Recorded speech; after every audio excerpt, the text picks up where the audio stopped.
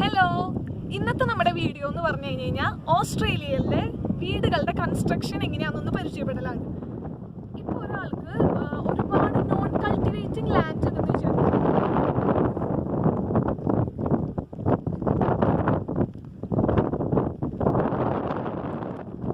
അയാൾക്ക് അതൊരു residential area ആക്കണമെന്നുണ്ടെങ്കിൽ ആദ്യം ചെയ്യേണ്ടത് അയാൾ കൗൺസിലിന് ഒരു റിക്വസ്റ്റ് പരിഗണിച്ച് അവർ സൈറ്റ് എഞ്ചിനീയേഴ്സിന് ഇങ്ങോട്ട് അയക്കും. സൈറ്റ് എഞ്ചിനീയേഴ്സ് ചെക്ക് ചെയ്ത് എല്ലാം ഓക്കെ ആണെങ്കിൽ മാത്രമേ ഇത് റെസിഡൻഷ്യൽ ഏരിയ ആക്കാൻ പറ്റുള്ളൂ. കൗൺസിലിൽ നിന്ന് പെർമിറ്റ് കിട്ടിക്കഴിഞ്ഞ് കഴിഞ്ഞാൽ ഓരോ ലാൻഡ് ലോഡും ചെയ്യേണ്ടതെന്ന് പറഞ്ഞു കഴിഞ്ഞാൽ ബേസിക് സൗകര്യങ്ങൾ ഒരുക്കാണ്. അതായത് വാട്ടർ, റോഡ്, ഇലക്ട്രിസിറ്റി, ഗ്യാസ്, ഈ സൗകര്യങ്ങളൊക്കെ ഒരുക്കാൻ മാത്രമേ ലാൻഡ് ലോഡിന് ആ പ്ലോട്ട് വിൽക്കാനിടാൻ പറ്റുള്ളൂ. ഇപ്പം കണ്ടോ, ഇത് അങ്ങനെ ഒരു പ്ലോട്ടാണ്. ഈ വാസ്റ്റ് ഏരിയനെ ലാൻഡ് ലോഡ് ഓരോ പ്ലോട്ടുകളായിട്ട് ഡിവൈഡ് ചെയ്യും. ഈ ഓരോ പ്ലോട്ടുകളും വിൽക്കണമെന്നുണ്ടെങ്കിൽ ഈ പറഞ്ഞ ബേസിക് ഫെസിലിറ്റീസ് ഓരോ പ്ലോട്ടിലേക്കും എത്തിക്കേണ്ടതാണ്. ബേസിക് ഫെസിലിറ്റീസ് ഒരുക്കി കഴിഞ്ഞ് കഴിഞ്ഞാൽ പിന്നെ ലാൻഡ് ലോഡ് ചെയ്യേണ്ടതെന്ന് പറഞ്ഞാൽ ഈ സോയിലിനെ റീഇൻഫോഴ്സ് ചെയ്യണം. സോയിലിനെ റീഇൻഫോഴ്സ് ചെയ്യുന്നുണ്ടെങ്കിൽ റീഇൻഫോഴ്സിങ് മിക്സ്ചറായ കരിങ്കല്ല്, മണ്ണ്, കുറച്ചുകൂടി ഹോൾഡുള്ള മണ്ണ്, അതുപോലെ മെറ്റലൊക്കെ ഇട്ട് നമ്മൾ സ്ട്രോങ് ആക്കണം. സോയിൽ സ്ട്രോങ് ആക്കണം. ഇപ്പം JCB ചെയ്തുകൊണ്ടിരിക്കുന്നത് അതാണ്. സോയിൽ റീഇൻഫോഴ്സ് ചെയ്ത് വിൽക്കാൻ തയ്യാറായിരിക്കുന്ന ഒരു പ്ലോട്ടാണ്. എല്ലാ ഫെസിലിറ്റീസും വന്നിട്ടുണ്ട്. ഓൾറെഡി ബിൽഡ് ചെയ്തിട്ടുണ്ട്. ഇലക്ട്രിസിറ്റി, അതുപോലെ gas, water connection, basic facilities ഒക്കെ ഇതിൽ വന്നല്ലോ. ഇത് വാങ്ങുന്ന ആള് വീട് പണിയാനായിട്ട് അയാൾക്ക് ഇഷ്ടമുള്ള ഒരു ബിൽഡറിനെ ഏൽപ്പിക്കും. ഈ ബിൽഡറും വീടിന്റെ ഉടമസ്ഥനും ആദ്യം തന്നെ ഒരു പ്രീ കോൺട്രാക്ട് സൈൻ ചെയ്യും.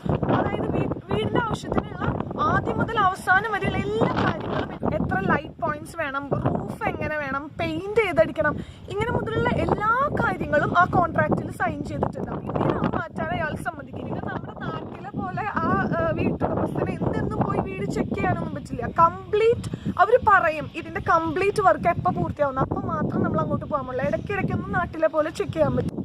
പിന്നെ സ്പെഷ്യൽ പെർമിഷൻ എടുത്തിട്ട് അവർ പറയുന്ന ദിവസം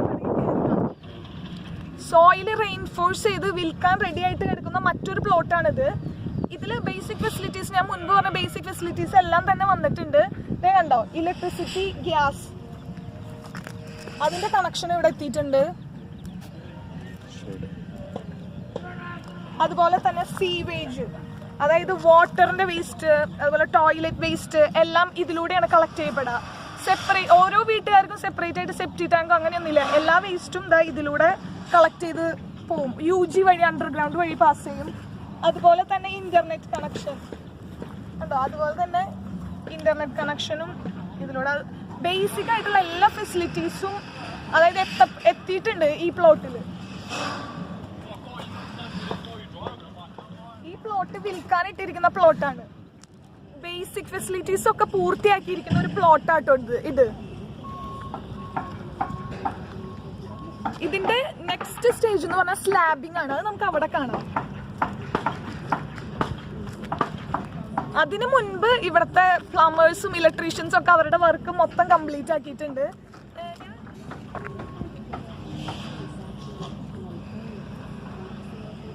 ഞാൻ മുൻപ് നിങ്ങളോട് ഒരു കാര്യം പറയാൻ വിട്ടുപോയി. ഇവിടെ ഗ്യാസ് കണക്ഷന്റെ കാര്യം പറഞ്ഞില്ല. നമ്മുടെ നാട്ടിലെ പോലെ സിലിണ്ടർ അല്ല, നാച്ചുറൽ ഗ്യാസ് ആണ്. അതും UG വഴി, അണ്ടർഗ്രൗണ്ട് വഴി പൈപ്പ് ലൈനിലാണ് ഗ്യാസ് വരാൻ. ഇത് വീടിന്റെ പണി തുടങ്ങിയ ഒരു പ്ലോട്ടാണ്. ബാരിക്കേഡ് വെച്ച് ഇവർ തിരിച്ചിരിക്കുകയാണ്. അതായത് നമുക്ക് അങ്ങോട്ട് പ്രവേശനമില്ല, ആർക്കും പ്രവേശനമില്ല. നോട്ടീസ് എഴുതി വെച്ചിട്ടുണ്ട്. ആദ്യത്തെ സ്റ്റെപ്പ് എന്ന് പറഞ്ഞു കഴിഞ്ഞാൽ റെയിൻഫോഴ്സ് ചെയ്ത സോയിലിന്റെ മേലെ അവർ കോൺക്രീറ്റ് ഇട്ട് ബേസ്മെന്റ് സെറ്റ് ചെയ്യും. ബേസ്മെന്റ് കെട്ടും കഴിഞ്ഞ് കഴിഞ്ഞാൽ നമ്മുടെ നാട്ടിലെ പോലെ തറ കെട്ടുക എന്നൊന്നുള്ള പണിയൊന്നുമില്ല. ഇവിടെ കണ്ടോ, വുഡൻ ഫ്രെയിം കൊണ്ട് വീടിന്റെ സ്കെൽറ്റൻ ഉണ്ടാക്കിയിരിക്കുകയാണ്.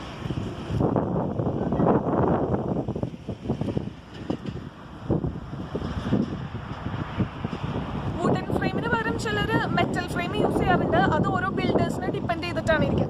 ഇവിടെ JJ കിങ്സ് എന്ന് പറഞ്ഞ ബിൽഡേഴ്സൊക്കെ മിക്കവാറും മെറ്റൽ ഫ്രെയിം മാത്രമേ യൂസ് ചെയ്യാറുള്ളൂ. ഇതിന് ഉപയോഗിക്കുന്ന ഓരോ മരവും ട്രീറ്റ് ചെയ്ത മരമാണ്. അതായത് മിനിമം ഈ മരത്തിന്റെ ലൈഫ് എന്ന് പറഞ്ഞ ഒരു 100 വർഷമെങ്കിലും ഉണ്ടാവും.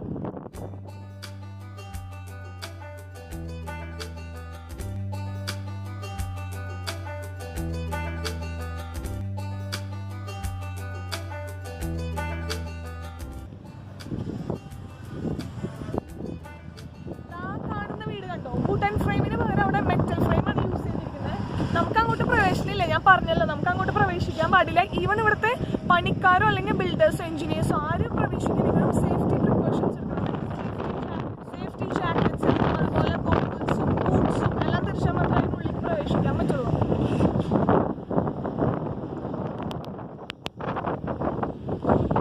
ഇത് ടോട്ടൽ വർക്ക് നടക്കുന്ന ഒരു സൈറ്റാണ്. പുതിയതായിട്ട് റെസിഡൻഷ്യൽ ഏരിയ ആക്കിയതാണ്. നല്ല തിരക്കാണ്.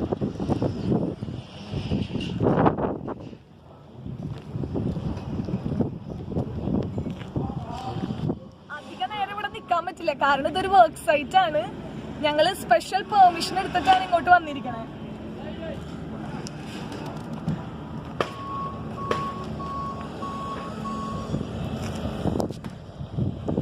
അടുത്ത സ്റ്റേജ് കാണാം എന്താണെന്ന്. ഫ്രെയിമിംഗ് കെട്ട് കഴിഞ്ഞാൽ പിന്നെ നമ്മൾ എന്താ ചെയ്യാന്ന് വെച്ച് കഴിഞ്ഞാൽ ബ്രിക്ക് കൊണ്ടോ വെതർ ബോർഡ് കൊണ്ടോ ആ ഫ്രെയിമിനെ കവർ ചെയ്യുക എന്നുള്ളതാണ്. ഈ വീട് കണ്ടോ, ഇത് ബ്രിക്ക് കൊണ്ട് അതിന്റെ എക്സ്റ്റീരിയർ ഫുൾ കവർ ചെയ്തിരിക്കുകയാണ്.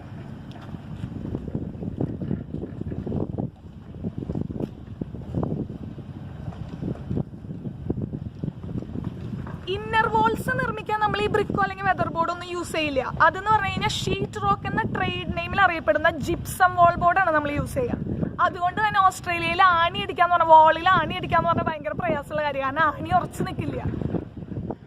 ഞാൻ സത്യം പറഞ്ഞ 3 ദിവസമായി ഈ വീഡിയോയ്ക്ക് വേണ്ടി നടക്കണം, കാരണം ഭയങ്കര കാറ്റായിരുന്നു. ഇന്നാണ് കുറച്ച് കാറ്റ് കുറവുണ്ടായത്. മുൻപത്തെ വീഡിയോസ് ഒക്കെ എനിക്ക് സൗണ്ട് ക്ലിയർ ആണോന്ന് അറിയില്ല. അപ്പൊ എന്നെ അത്ഭുതപ്പെടുത്തിയ കാര്യം എന്ന് പറഞ്ഞാൽ, ഞാൻ ആദ്യത്തെ ദിവസം വന്നപ്പോ ഈ വീട് കണ്ടോ, അതിന്റെ ബേസ്മെന്റ് മാത്രമേ കഴിഞ്ഞിട്ടുണ്ടായിരുന്നുള്ളൂ. ഇപ്പൊ ഏകദേശം അതിന്റെ ഫ്രെയിം വർക്ക് കംപ്ലീറ്റ് ആയിട്ടുണ്ട്.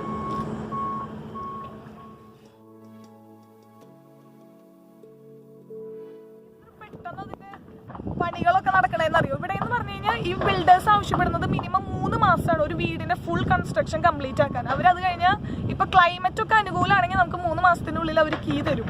ഈ പറഞ്ഞ കെട്ടിടങ്ങളൊക്കെ കംപ്ലീറ്റ് ആക്കാൻ നിൽക്കുന്നത്. പക്ഷെ അത് കൈമാറിയിട്ടില്ല, ലാൻഡ്സ്കേപ്പിംഗ് അങ്ങനെ കുറച്ച് പരിപാടികൾ കൂടി ഉണ്ട്. എല്ലാം കംപ്ലീറ്റ് ആയിട്ടാണ് ആൾക്ക് കൈമാറുള്ളൂ. റോഡിന്റെ കൺസ്ട്രക്ഷൻ ഒക്കെ കഴിഞ്ഞ് കഴിഞ്ഞാൽ നമ്മൾ റോഡിന് പേരിടും. കണ്ടോ, ഈ റോഡിന്റെ പേര് കണ്ടോ, മേരി ഡ്രൈവ് കാലിഗറി വേ. ഈ ഡ്രൈവ് എന്നും വേ എന്നും പറയുന്നത് ഒരു വ്യത്യസ്ത രീതിയിലുള്ള ഒരു ടൈപ്പ് റോഡാണ്. അതെന്താന്ന് ഞാൻ എന്റെ വേറെ വീഡിയോയിൽ ഇൻക്ലൂഡ് ചെയ്യാം. ഇത് ഇങ്ങനെ പേര് കൊടുക്കുന്നത് എന്തിനാന്ന് വെച്ച് കഴിഞ്ഞാൽ ഗൂഗിൾ ഐഡന്റിഫിക്കേഷന് വേണ്ടിയിട്ടാണ്. ഓരോ സ്ട്രീറ്റിനും ഓരോ റോഡിനും പേരുണ്ടാവും. ഈ ഫെൻസ് എന്ന് പറയുന്നത് 2 വീട്ടുകാരുടെയും കമ്പൈൻഡ് റെസ്പോൺസിബിലിറ്റി ആണ്. ഇതിന്റെ എക്സ്പെൻസ് 2 കൂട്ടരും ഷെയർ ചെയ്യണം. ഓരോ വീടിന്റെ ഫ്രണ്ടിലും അതിമനോഹരമായ ഗാർഡൻ സെറ്റ് ചെയ്യാൻ എല്ലാവരും ശ്രദ്ധിക്കാറുണ്ട്. ഈ വീട് കണ്ടോ, ഞാൻ കാറിൽ പോയപ്പോ ഇവിടെ ഇറങ്ങിയതാണ്. ഒരു മലയാളി ഫാമിലിയുടെ വീടാണ്.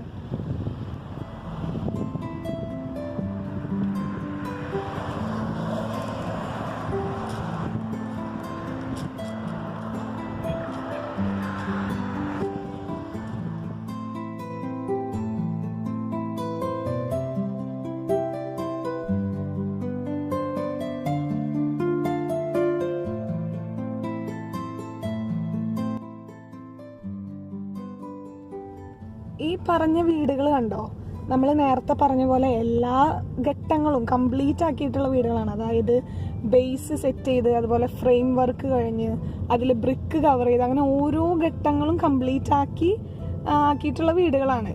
ഇത് 10-30 വർഷം പഴക്കമൊക്കെ ഉണ്ട് ഈ വീടുകൾക്ക്.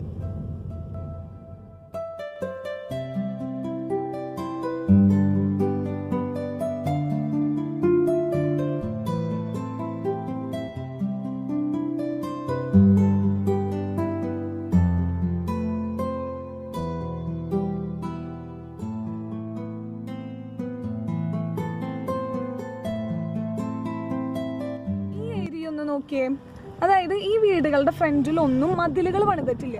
കാരണം മറ്റൊന്നല്ല, ഇവിടുത്തെ കൗൺസിൽ ചില ഏരിയയിൽ ഇങ്ങനെ മതിൽ പണിയാൻ പാടില്ല എന്നാണ്. അങ്ങനെയുള്ളൊരു ഏരിയ ആണിത്.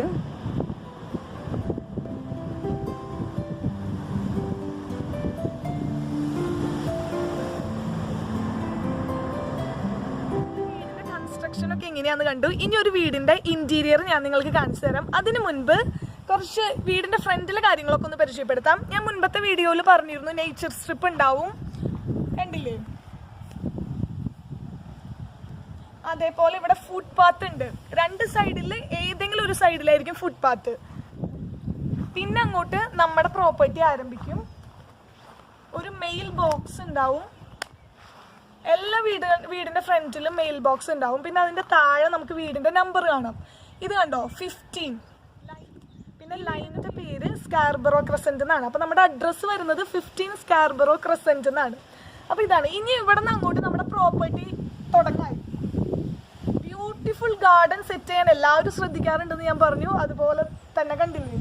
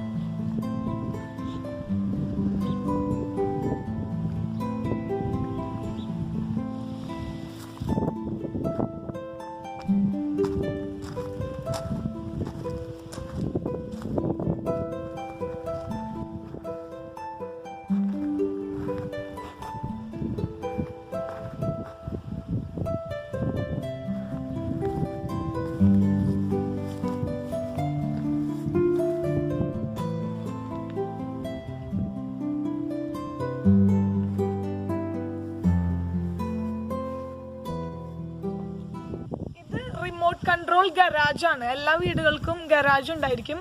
അതുപോലെ തന്നെ ഞാൻ വേറെ കാര്യം കാണിച്ചു തരാം. അവിടെ ഒരു ഗേറ്റ് ഉണ്ട്, ചെറിയൊരു ഗേറ്റ് ആണ്.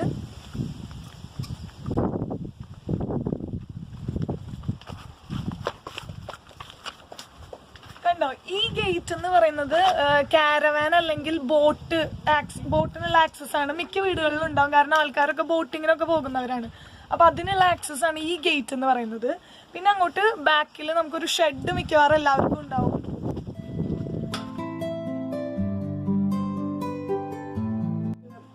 ഇത് വെജി പാച്ച്. ഇതാണ് ഞാൻ പറഞ്ഞ ഷെഡ്. മിക്ക വീടുകൾക്ക്, എല്ലാ വീടുകൾക്കും ഇതുപോലെ ഒരു ഷെഡ് ഉണ്ടാവും. പിന്നെ മുൻപത്തെ വീഡിയോയിൽ ഞാൻ പറഞ്ഞിരുന്നു ഞങ്ങളുടെ മുന്തിരി തളിർക്കാറായിരുന്നു. ഇതാ മുന്തിരി കുറെ ഉണ്ടായി തുടങ്ങി.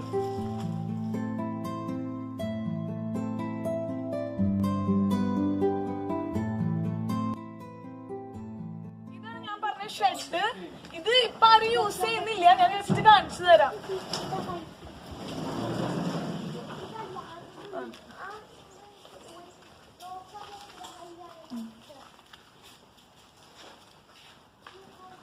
ഇതിപ്പോ ഇങ്ങനെ ഉപയോഗിക്കാത്തോണ്ട് പൊടി പിടിച്ച് കിടക്കാണ്. കുറച്ച് എല്ലാ സൗകര്യങ്ങളും ഉണ്ട്.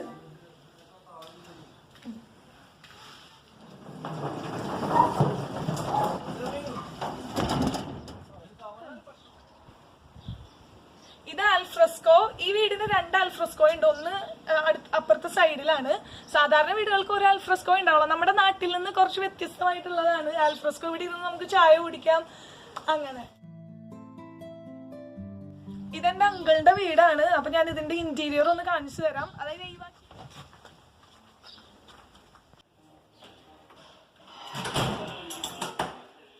ഇത് ഓഫീസ് സ്റ്റഡിയാണ്. ഗരാജിൽ നിന്ന് ഇങ്ങോട്ടൊരു ആക്സസ് ഉണ്ട്.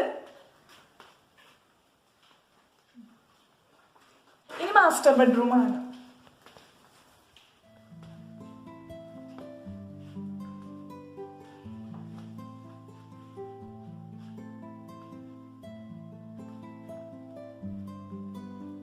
ഇൻബിൽറ്റ് കബേർഡ്സ് ആണ്.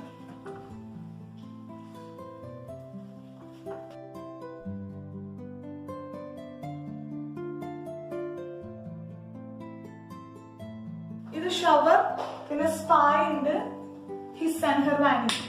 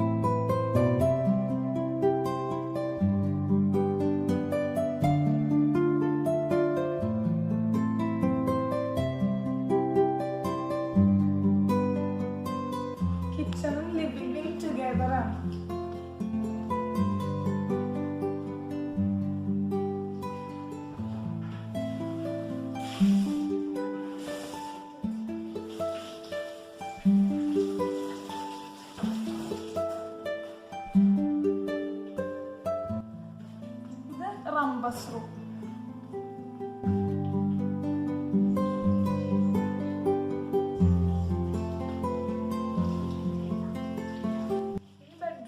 നമ്മൾ മാസ്റ്റർ ബെഡ്റൂം കണ്ടു. ഇതൊരു ബെഡ്റൂമാണ്. ഇത് നമ്മുടെ ഇവാച്ചുവിന്റെ ബെഡ്റൂമാണ്. പിന്നെ ഒരു ആലി ഉണ്ട്, അതിന്റെ സൈഡിലായിട്ടാണ് റൂംസ്. അത് പ്രൈവസി കീപ്പ് ചെയ്യാൻ വേണ്ടിയിട്ടാണ്. ഇത് ലോണ്ടറി.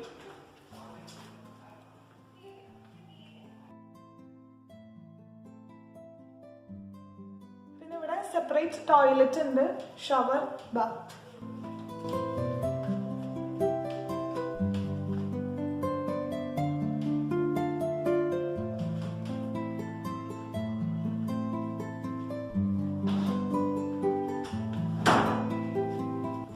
ഇനി ബെഡ്റൂംസ് ഞാൻ പറഞ്ഞില്ലേ, അതിലൊരു ബെഡ്റൂം.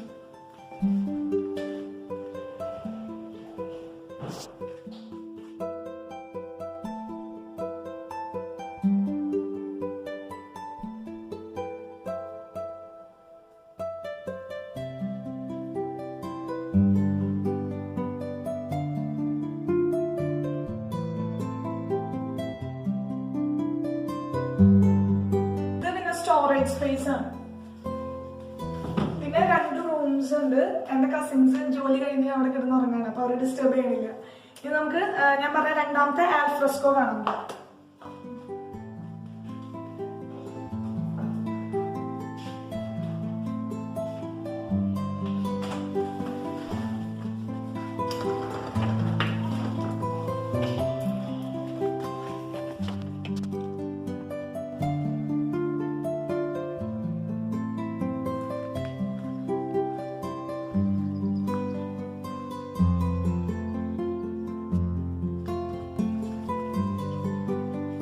ഇവാച്ചുന്റെ fairy garden. ഇവാച്ചു ഇവിടെ ബാർബിക്യൂ ഉണ്ട്. ഇത് നമ്മുടെ ഗരാജിലേക്കുള്ള വേറെ ആക്സസ് ആണ്. ഇവയുടെ ബൈക്കൊക്കെ അതിലാണ്.